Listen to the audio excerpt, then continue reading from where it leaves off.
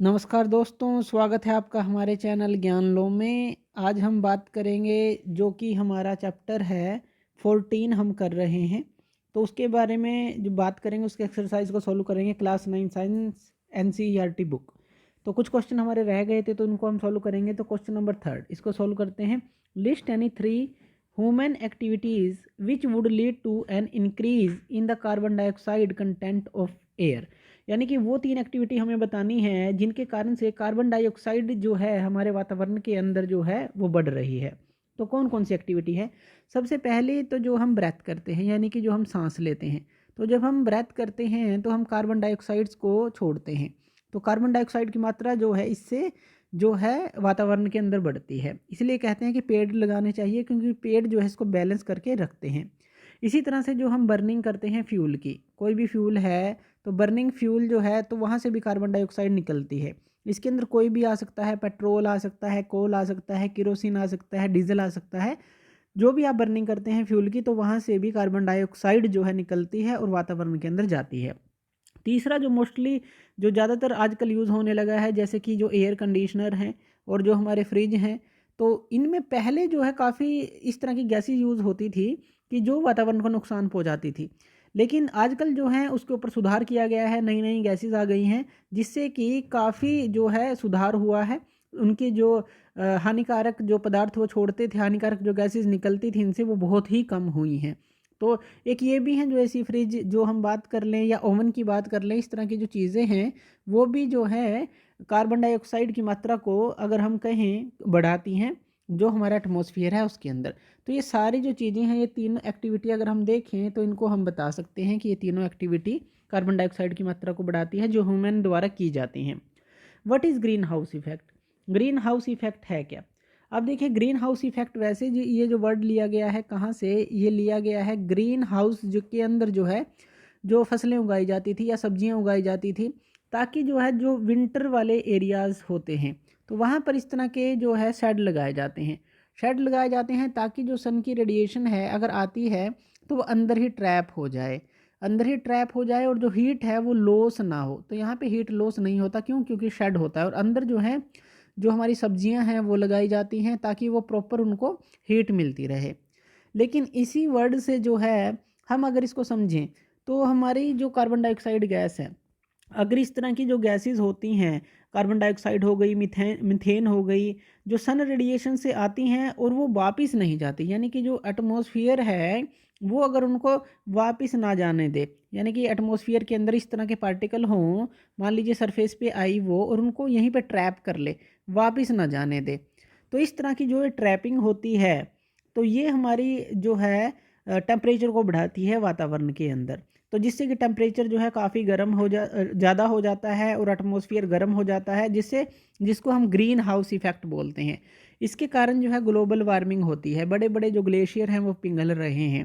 तो इस तरह की जो चीज़ें हैं जो कि इसको जाने नहीं देती, इस तरह की गैसेस को ट्रैप कर लेती हैं, तो वो हमारी आती हैं ग्रीन हाउस इफेक्ट में। सीधा से इसका मतलब बैठता है ट्रैपिंग, यानी कि किसी चीज़ को ट्रैप कर लेना। जैसे कि हमने इसकी बात की, जो फसलों की बात की, जो हमने सब्जियों की बात की, उसके लिए ये ज़रूरी था। इसी से रिलेट करके जो है ग्रीन हाउस इफेक्ट को आप इस तरह से समझ सकते हैं।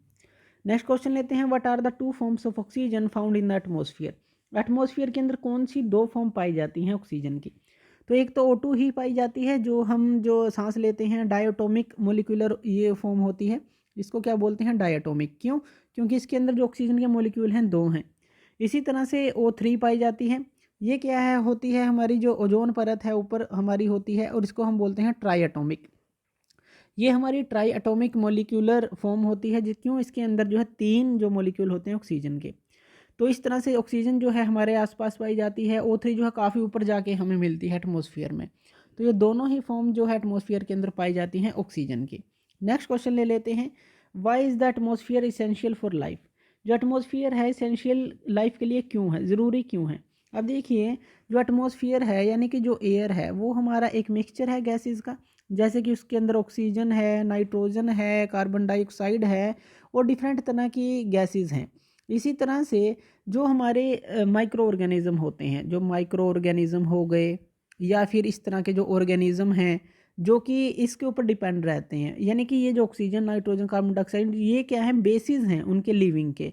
तो उनको ये चाहिए, माइक्रो ऑर्गेनिज्म को चाहिए, प्लांट्स को चाहिए, एनिमल्स को चाहिए, सारी चीज़ों को जो है इस तरह की गैसेस का आदान प्रदान करना पड़ता है, तभी वो जीवित रहते हैं और उनकी जो पूरी ग्रोथ है इस तरह से होती है। अब इसके अंदर अगर एग्जांपल ले लें हम, तो जो प्लांट की बात करें, प्लांट क्या करते हैं, प्लांट हमारे फोटोसिंथेसिस की प्रक्रिया करते हैं। तो फोटोसिंथेसिस की प्रक्रिया के लिए जो है एटमॉस्फेयर बहुत ज़रूरी है, सन रेडिएशन चाहिए। इससे क्या होता है, जो हीट आती है सन की रेडिएशन का ये यूज़ करते हैं, रेडिएशन जो होती हैं उनका यूज़ करते हैं। और जो है ये कार्बन डाइऑक्साइड का यूज़ करते हैं, गैसेस का, और फोटोसिंथेसिस प्रक्रिया करते हैं प्रकाश की उपस्थिति में, ये सारा काम होता है। तो फोटोसिंथेसिस प्रक्रिया करते हैं और अपना फूड बनाते हैं। तो यानी कि प्लांट को जीवित रहने के लिए इस तरह के एटमॉस्फेयर की ज़रूरत है।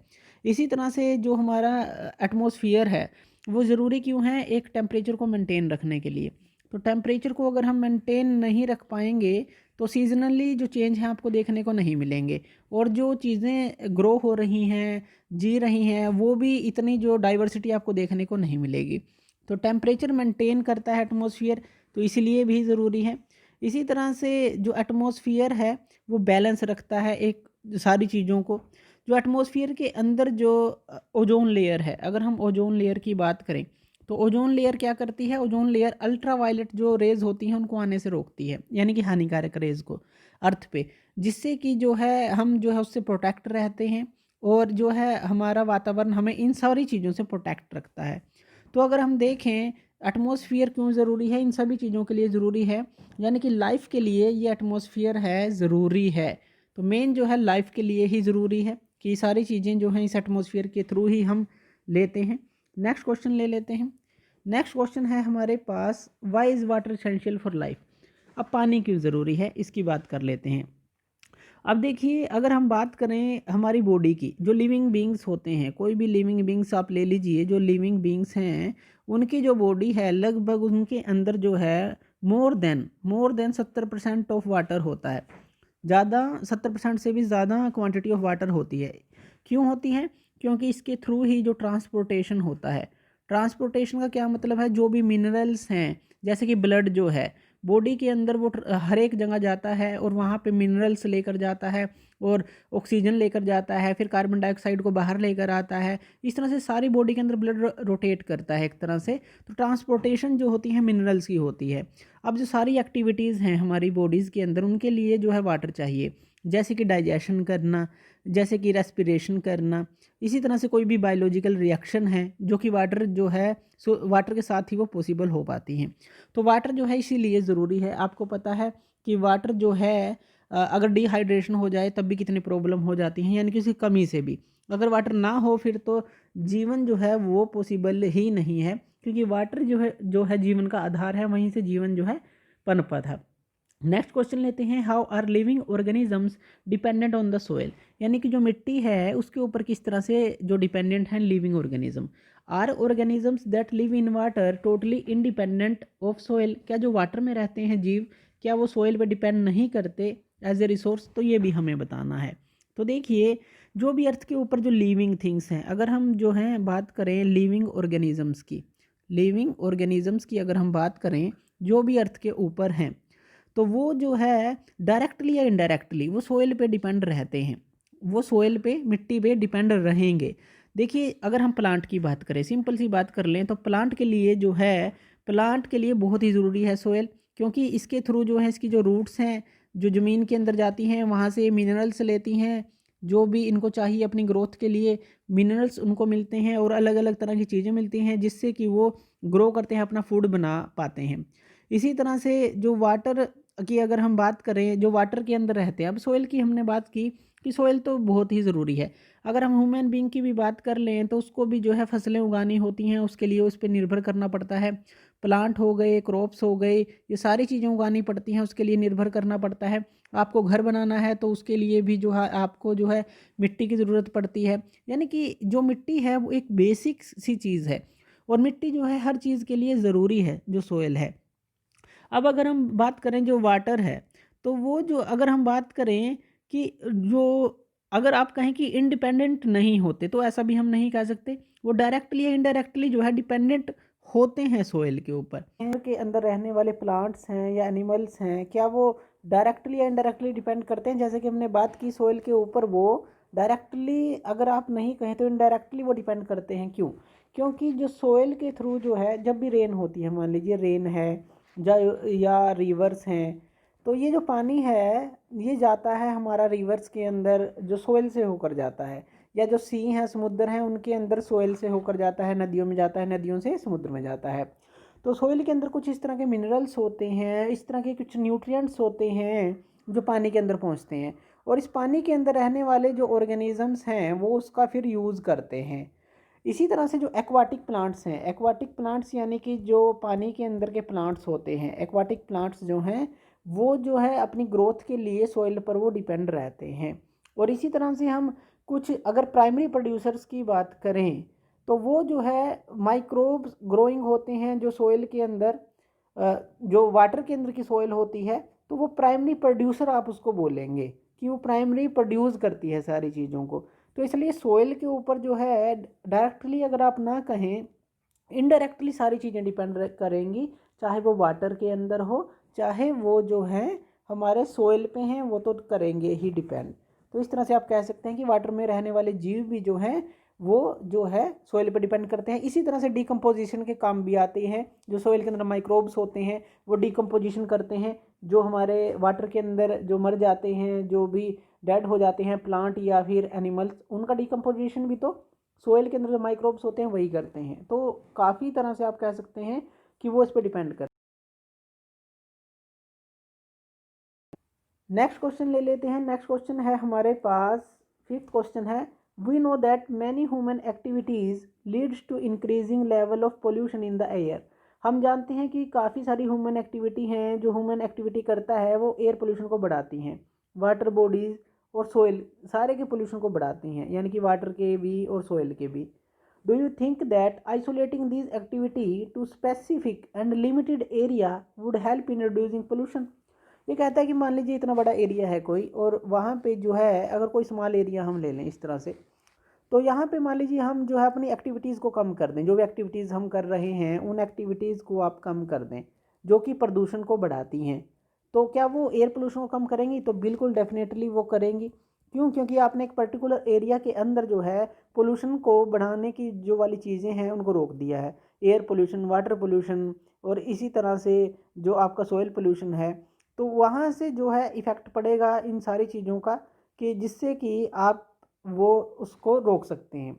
तो आप जो है ये कर सकते हैं, अगर आप डेफिनेटली रोकना चाहते हैं जो पोल्यूशन को, तो एक एरिया के अंदर अगर आप ये करते हैं, अपनी एक्टिविटी को लिमिट करते हैं, तो डेफिनेटली हेल्प करेगा एयर पोल्यूशन को कंट्रोल करने में कुछ हद तक। यानी कि सारा जो एयर पोल्यूशन है, कहीं अगर आप छोटे छोटे हिस्सों में भी आप ये एक्टिविटीज़ रोकने स्टार्ट कर दें तो पूरे उसके ऊपर आहिस्ता आहिस्ता फ़र्क पड़ने लग जाएगा। क्योंकि एक छोटा सा स्टेप ही जो है आहिस्ता आहिस्ता जो है बड़ा अगर आप करते चले जाएँ तो वो कारीगर साबित हो जाता है। एक क्वेश्चन रह गया है, ये ले लेते हैं। You have seen weather report. आप वेदर रिपोर्ट देखते हैं टेलीविज़न पे, न्यूज़पेपर में, यानी कि जो हमारा मौसम का हाल हम देखते हैं, इंटरनेट पे देखते हैं। How do you think we are able to predict the weather? आप कैसे सोचते हैं कि हम प्रेडिक्ट करते हैं वेदर को? देखिए, वेदर जो है हमारा मौसम का हाल है, काफ़ी सारे इसके लिए इंस्ट्रूमेंट यूज़ किए जाते हैं, तो बहुत सारे जो है इंस्ट्रूमेंट यूज़ करते हैं। अब जो हमारा डिपार्टमेंट होता है जो ये पूरा जो डाटा कलेक्ट करता है कि कितनी ज़्यादा स्पीड है, कितना टेम्परेचर रहेगा, कितनी ह्यूमिडिटी रहेगी, कितना रेनफॉल रहेगा, बरसात कितनी रहेगी, तो ये जो सारा जो ये डाटा कलेक्ट करता है हमारा जो डिपार्टमेंट होता है मेटीओरोलॉजिस्ट। तो ये जो हमारा डिपार्टमेंट है, ये हमने पहले भी बात किया था, मेटीओरोलॉजिस्ट जो है ये जो डिपार्टमेंट है पूरा डाटा कलेक्शन का काम करता है, ये डाटा को कलेक्ट करता है। डाटा का कलेक्शन किससे होता है? इंस्ट्रूमेंट्स के थ्रू होता है। अब अगर हम विंड स्पीड की बात करें, विंड स्पीड को कैसे मेज़र किया जाता है? एनोमोमीटर होते हैं हमारे पास, एनोमोमीटर, तो इनके बारे में आपने सुना होगा। ये विंड स्पीड को बताते हैं कि कितनी विंड स्पीड है। इसी तरह से जो टेम्परेचर को मापने के लिए अगर हम बात करें तो थर्मोमीटर हमारे पास होते हैं। High thermometer, high temperature thermometer होता है, लो टेम्परेचर थर्मोमीटर होता है, जो हाई को टेम्परेचर को और लो टेम्परेचर को मापते हैं। इसी तरह से जो ह्यूमिडिटी है उसको मापने के लिए भी हमारे पास अलग अलग तरह के इंस्ट्रूमेंट्स होते हैं। तो ये जो सारा जो डाटा है वो कलेक्शन करके ही आपको जो है वेदर फोरकास्ट बताया जाता है। तो इस तरह से आपको पता चलता है कि क्या वेदर का हाल रहेगा, एक अनुमान जो है आपको पता लग जाता है। नेक्स्ट क्वेश्चन ले लेते हैं। 6 क्वेश्चन है, how write a note on how forest influence the quality of our air. यानी कि जो फॉरेस्ट हैं, जो जंगल हैं, जहाँ पे पेड़ पौधे हैं काफ़ी सारे, वो क्वालिटी ऑफ एयर पे कैसे जो है प्रभाव डालते हैं, मिट्टी पे और पानी पे किस तरह से प्रभाव डालते हैं, तो वो जानते हैं। तो अब देखिए, सबसे पहले जो एयर पर तो वो प्रभाव डालेंगे ही, क्यों? क्योंकि जो प्लांट हैं वो क्या करते हैं, जो कार्बन डाइऑक्साइड हैं वो लेते हैं और ऑक्सीजन जो छोड़ते हैं। तो कार्बन डाइऑक्साइड को वो कंज्यूम करते हैं, ऑक्सीजन को वो छोड़ते हैं, जिससे कि एक तो ऑक्सीजन का लेवल बना रहता है। दूसरा, ये जो अपनी प्रोसेसेस करते हैं, ये टेम्परेचर भी मेंटेन रखते हैं एटमॉस्फेयर के अंदर, तो उससे भी हमें हेल्प मिलती है। और जो तीसरा जो है कि जो फॉरेस्ट है, अगर जैसे कि हमने बात की कि जो अगर एयर के अंदर पोल्यूटेंट्स भी हैं, पोल्यूशन भी है, तो उसको एब्जॉर्ब करने का भी काम करते हैं, तो प्योरीफाई करते हैं एयर को, तो पोल्यूटेंट्स को एब्जॉर्ब करते हैं। तो इस तरह का काम जो है प्लांट जो है काफ़ी करते हैं, तो एयर के लिए तो बहुत ही ज़रूरी है।